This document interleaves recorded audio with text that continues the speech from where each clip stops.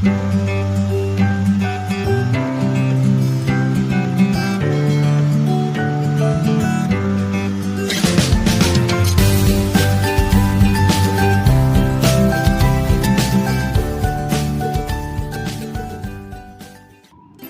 warahmatullahi wabarakatuh.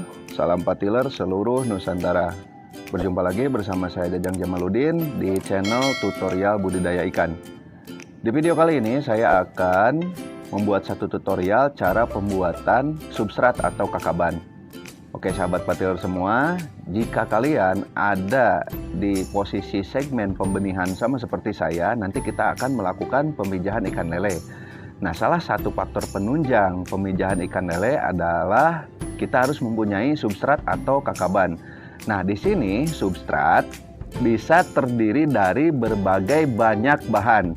Di antaranya ada injuk, ada karung bekas, ada juga paranet, ada juga bahannya dari waring, baik itu yang hijau ataupun yang hitam. Nah, sahabat patilers, di video tutorial kali ini saya akan membuat substrat atau kakaban dari bahan yang berbeda dari para petani gunakan.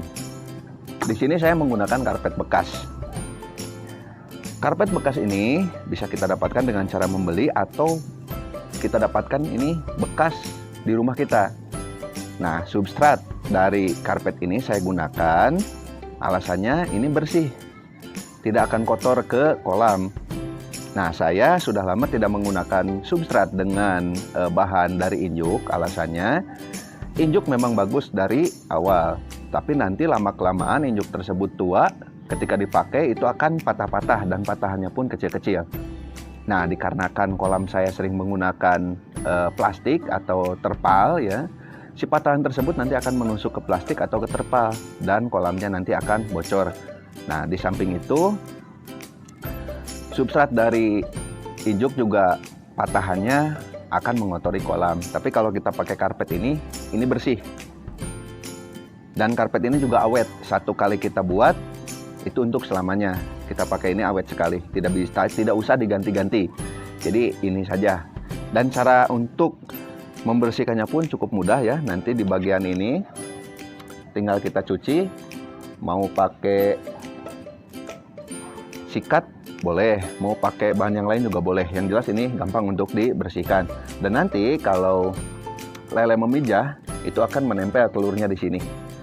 Menempel, nanti kita angkat seperti ini, lalu kita pindahkan ke kolam yang lain atau kolam penetasan. Nah, seperti itu. Oke sahabat patilers, gak usah berlama-lama lagi.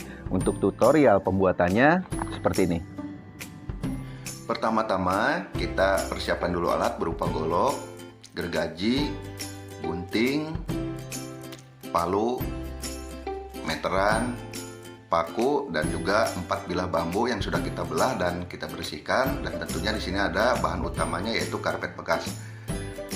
Langkah pertama yang harus kita lakukan adalah mempersiapkan karpet lalu mengukurnya. Di sini saya menggunakan panjang hanya sekitar 70 cm saja.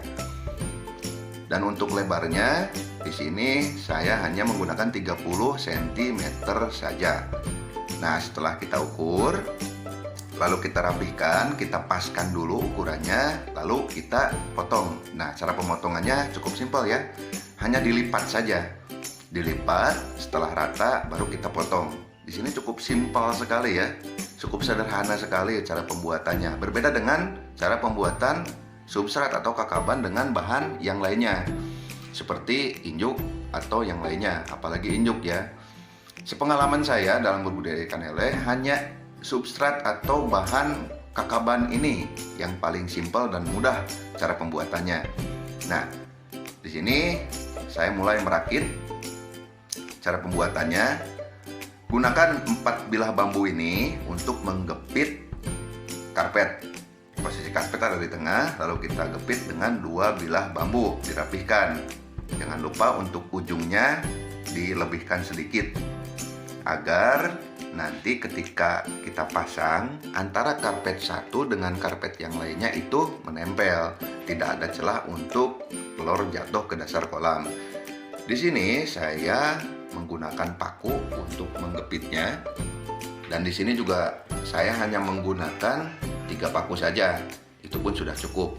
Nah, untuk sahabat patilers, silahkan kalian buat di rumah, mau menggunakan 4 paku atau 5 paku juga silahkan, agar lebih kokoh lagi, lebih kuat lagi, itu lebih bagus. Di sini saya hanya menggunakan 3 paku saja, itu pun sudah cukup dan sudah kokoh.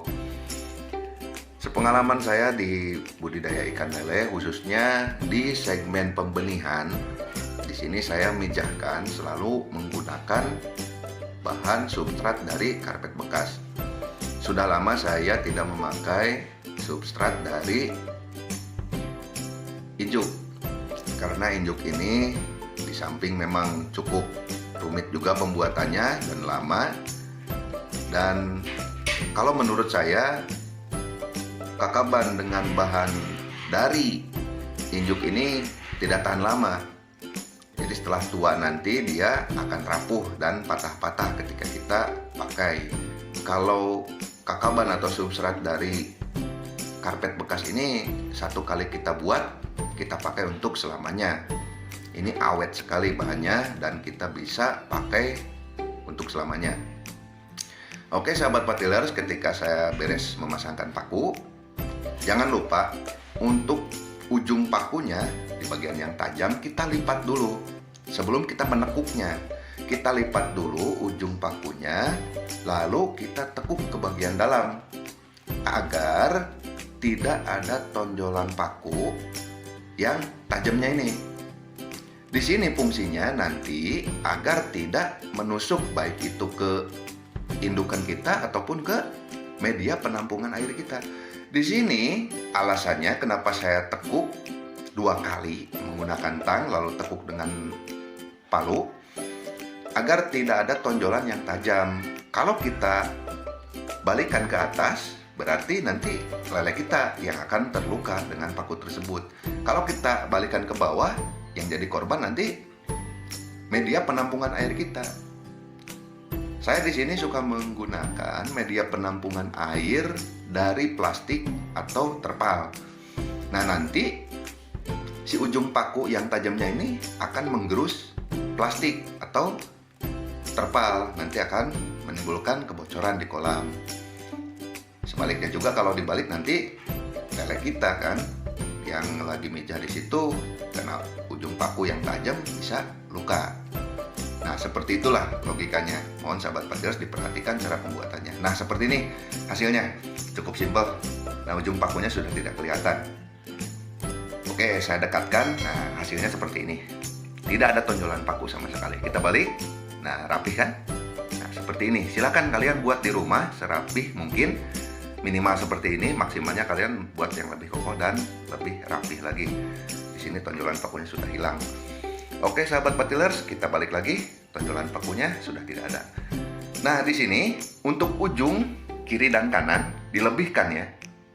Karpet yang ujung kiri, nah yang ini silahkan dilebihkan. Tujuannya nanti agar pemasangannya antara karpet satu dengan yang lain itu tidak ada celah untuk telur bisa jatuh ke dasar kolam. Jadi semuanya tertampung di kakaban. Semoga video tutorial ini bermanfaat untuk kalian. Mohon maaf apabila ada salah-salah kata. Saya tutup. Assalamualaikum warahmatullahi wabarakatuh. Salam patilers seluruh Nusantara dan tetap semangat.